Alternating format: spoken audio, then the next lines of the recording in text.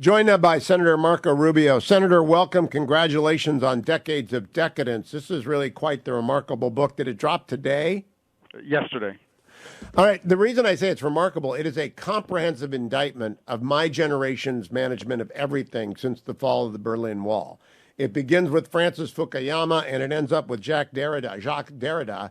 And I mean, that we didn't do anything right. My people did nothing right, Senator Rubio, and you've got the receipts. Well, look, I mean, I think to be fair, right? I mean, there's been periods of time in American history where you have to make these decisions, and these decisions that were made after the Cold War, it's not your fault, Hugh. Just so you know. I actually believe Fukuyama. I bought it. I read it. Yeah. I'm a Straussian. I wholly thought the march of liberal democracy could not be impeded, Senator, and I was think wrong. that had to be balanced. The problem is this, and it's a lesson moving forward. That's why history is so important, right? The lesson moving forward is that things like nation state will always matter, and the national interest will always matter, and place will always matter.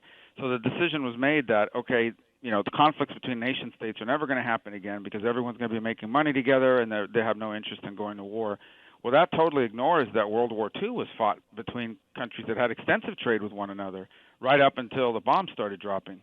So it is important to understand that. But on that basis, we forgot very important things. Like I believe in the free market 100%. I mean, I think it's the single greatest poverty eradicator in human history.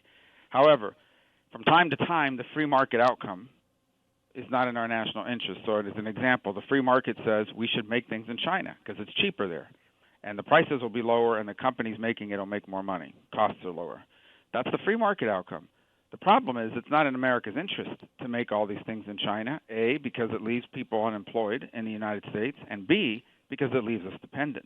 And so what happens when you have to make that decision? And, Reagan, people forget, but Reagan had a very big test at the time when Japan was about to basically dominate the world computing market, and he had to make a decision about what he would allow and not allow to happen in the United States. And had Reagan not taken some of the steps he did, which benefited many other countries in Asia as he diversified our supply chains on that, personal computing may never have been an American core business that it became. So, that was a mistake, obviously. The second mistake was the belief that, as I said, nation-state conflict would go away.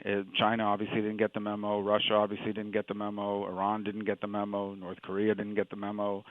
Nation-state does matter. And then the third, which is part of this decadence, is the belief of we've now made it. We have no opponent in the world. We're a unipolar power. So now we have the luxury of engaging in lunacy, like, pretending things that are true aren't true anymore.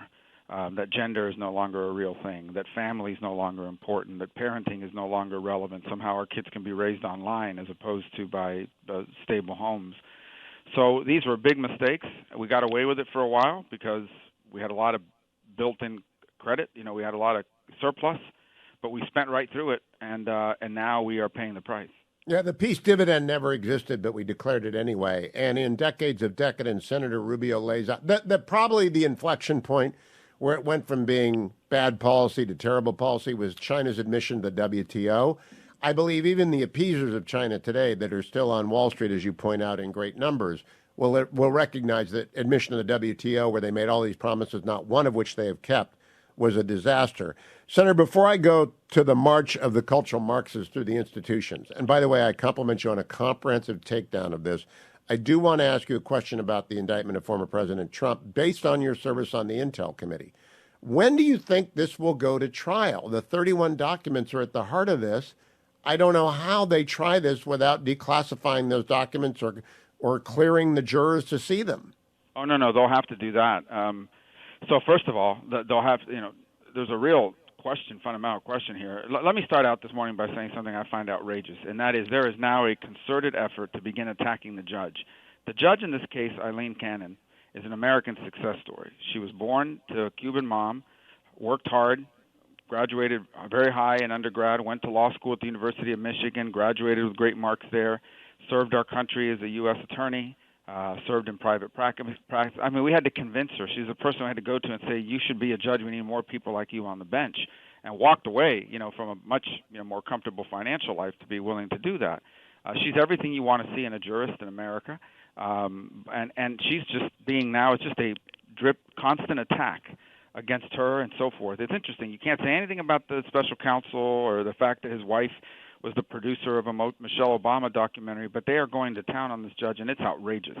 The second thing I'd say is Trump now has to find a lawyer who is admitted to the Southern District of Florida, who's competent, who works somewhere that allows him to do it, because most of these big firms, their clients will go crazy if they're representing Trump, and who can be cleared, because you've got to be cleared for this intelligence information, and then you've got to share it with jurors who also have to. They won't get They won't be given clearance, but they'll be given one-time clearance to see these documents in trial. So it's really complex when you do these national security trials. And I don't know when it'll go to trial, but it isn't going to be next week, next month, or even I would argue at this time next year. We're probably still. These things take time to roll out. Again, I'm never practiced in that court, so I'm not a federal court expert in that regard. But I can't imagine this thing moving quickly. But you have the clearances that are required for TSA SAP. I held them once. Andy McCarthy held them once and prosecuted trial. It took 18 months to try the blank shake because of these classified material document issues. I think we're looking at that. So we're looking at necessary interference with the election. My second question, have you ever removed a classified document from the Senate SCIF as apparently the President of the United States did when he was a senator? Well, and that's a misconception, okay? SCIFs are designed to protect against electronic collection, okay? So it's not the SCIF because you can review documents outside of a SCIF. What happens is they have to be secure, right? They travel in a pouch and that goes back to a safe. The documents have to be stored in a secure place. So let me say this at the outset. Those documents don't belong at Mar-a-Lago. They didn't belong in Joe Biden's garage. They don't belong on Hillary Clinton's server. They don't belong anywhere. They don't belong in these places. Now, prosecutions are a choice. There's something called prosecutorial discretion. For example, people that burned down federal buildings or tried to and rioted in the District of Columbia, the prosecutors here decided not to prosecute those people, and that happened at the state level across the country as well. So a prosecutor looks at this and says, okay, what is the harm to national security? Because there is no allegation in this indictment that there was harm to the national security. There is no allegation that it was turned over to a foreign power or shown to a foreign power. In fact, these media leaks from the intelligence community have actually been worse than anything that's alleged in this indictment in terms of damage to the country. So no damage to national interest. On the other hand, there is significant damage already from bringing this indictment. This is already a polarized and divided country, and now we have this, and now we'll have attacks on the DOJ, attacks on the FBI, attacks on the judge, not to mention, the divisiveness that this injects into our politics.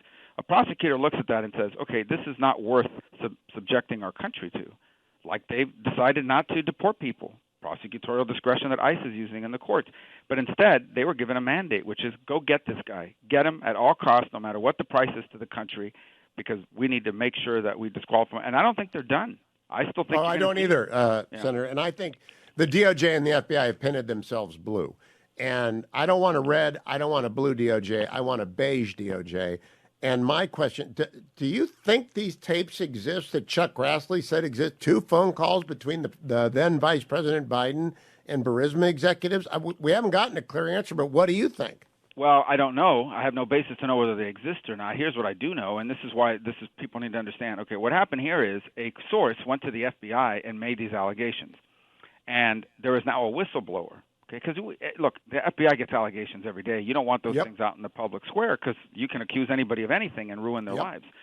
But we have a whistleblower, and this whistleblower came forward and told Chuck Grassley the FBI got these allegations and did nothing about it. Didn't even try to find out if this was true, if there were tapes. They did nothing, unlike the fake dossier that they spent us 3 years chasing. Okay, so the allegation is the FBI did nothing about these claims. So right now the question is, did the FBI, it's not whether the tapes even exist, did the FBI even try to find out if they exist? Did the FBI even try to find out if these allegations were true? Because the whistleblower says they did not. And if they didn't, why not? And why would you not pursue something like this, and who gave you the order not to? That is the question before us right now, is whether the FBI followed up on this or did not follow up on this. And if the answer is they didn't, as I suspect is the case, then we got a big problem, because I think now you have to ask yourself, why would you have more decadence? I want to go back to decades of decadence before we lose the thread. We're going to go to break and come back. The march through the institutions that you talk about, which is real, and you talk about it bluntly. We have 1 minute. Do you think it's in the FBI too? Well, look, I think at the end of the day, every agency in American government is populated by people that came through our higher education system. Now, I believe that from my interactions, the overwhelming majority of people that work at the FBI who this morning are in the field offices across our country chasing terrorists and Chinese spies are not into all this stuff. But when you talk about the upper echelons of the leadership of any government bureaucracy, it's populated with people who are a product of our higher education institutions that have spent 30 years teaching young Americans that this is the worst country in the world, and that it needs to be systemically reformed and abandoning all the things that made it great. And so when we come back, we're going to talk about the decades of decadence. I really urge you to go get it. It's a cri de coeur. It's unlike any book that's been written by a senator that I've ever read, because it's a comprehensive view of 40 years and what happened. And it's like the least politicized view, but it's so shocking because it's so blunt. We'll talk about it. Decades of Decadence when we return with Senator Rubio. Welcome back, America. I'm Hugh Hewitt, joined by Senator Marco Rubio, whose brand new book, Decades of Decadence, is in bookstores today, available at Amazon. I put the link over at Twitter. Senator, on page 172, you write, the divide between people who live in this country and want it to prosper and those who see the U.S. as fundamentally racist, sexist nation that must be radically changed or dismantled if it wants it to survive. That's the key difference. And you go on to expand when this difference began. I don't know how we end it. And Decades of Decadence says we've got to end it, but how do we end it? Well, first of all, I think it's important to understand that divide. What's really important about it is that even though the group of people who believe this country is inherently evil and needs to be dismantled and restructured is small, or the minority, they're a very powerful minority. They happen to be CEOs, and they run media, and they're at the top of government agencies, and they control academia for a long time. And it really began when it was a lab leak from academia. Okay, it was a virus that existed in higher education that got outside of the lab and has now infected the population, or at least infected all of our major institutions. And I think the way we begin to stop it is standing up against it at every level. And that's why history is so important. The French Revolution is a great guide. The French Revolution that began in many ways on strong principles evolved into a hysteria that they wound up running out of people to guillotine. And so that's where we're headed here as well. It's become a hysteria, and people are learning the hard way that they won't stop. There's no institution or individual, no matter how woke you are, eventually they'll come for you. Look at the other day what happened at the White House. Joe Biden decides to have this pride event, and then you've got this social media influencer, a man who's transitioned to being a woman and so forth, going topless and bragging about it. And it's an embarrassment, right? And to the country, it's distasteful, no matter who it was. So it's what happens when you begin to allow this thing to continue. It will not stop. It's a virus that'll keep spreading until we stop it. Oh, so I think it really begins by calling it out for what it is. Now, in Decades of Decadence, you write that we now call these things grievance studies, and we call it the successor ideology. And it all boils down to, in the term of art used by the left, opposition to Eurocentric, cis-heteronormative patriarchy. Now, that does include pretty much the culture of grievance. It's absurd. I think most of America thinks it's absolutely absurd. But can the Republican Party reconstitute itself into dealing with this central ideological challenge at home while it deals with an aggressive Chinese Communist Party and General Secretary Xi abroad? Well, and they're interrelated. I mean, just put yourself for a moment, if you can, in the position of some high-ranking official in Beijing watching what America is doing to itself. And they're thinking, look, we're just going to keep doing what we're doing. These guys are doing a great job of dismantling themselves internally. I mean, you look at the social media pages of our military. I mean, they've turned our aircraft carriers into cruise ships, where they're having, drag night and gay poetry readings. And look, I don't care what adults do. I don't care what adults decide to do in the privacy of their lives and so forth. But you can't turn our institutions into a platform for hysteria on either side. I don't think we should have heterosexual night either. Their job there is to defend us against our enemies, not focus on this lunacy. And so it just continues to spread. And you're right. I mean, it is a rejection of the following: two-parent families, and not only is it a rejection of two-parent families, of traditional marriages. This is not tolerance of alternatives to these things. It is intolerance towards anything that's traditional, that 5,500 years of culture and recorded human history have built up, that we inherit from Western civilization. And the argument that these things are not just bad, that they're evil, they're destructive, they're racist, they're bigoted, they're discriminatory.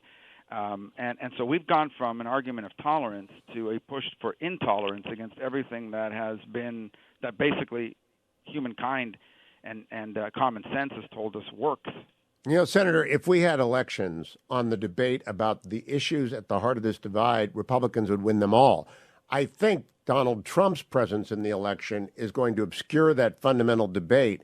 Do you for a moment worry that the Department of Justice is incentivized to get people to look away from an open border, from transitioning children at the age of 10, from all of the lunacy by throwing Trump into the middle of this with an indictment? Well, I think clearly what's happened now is there are no guardrails left. If you watch basically the entire American media landscape, there is no penalty to be paid for going overboard on Donald Trump. In fact, it's celebrated, right? It's being celebrated on every network. The commentators are giddy. In some ways, I think that's a good thing, right? Because we used to pretend, okay, that journalist, they don't like us. They're probably biased, but they're fair. They'll give us a fair shot, and if the other side does something really bad, they'll report on that too. Now there's no pretending. I mean, I think that's the one thing Donald Trump has done is unmask that reality. Is that that these people are they absolutely have an agenda, and they don't feel they need to hide it.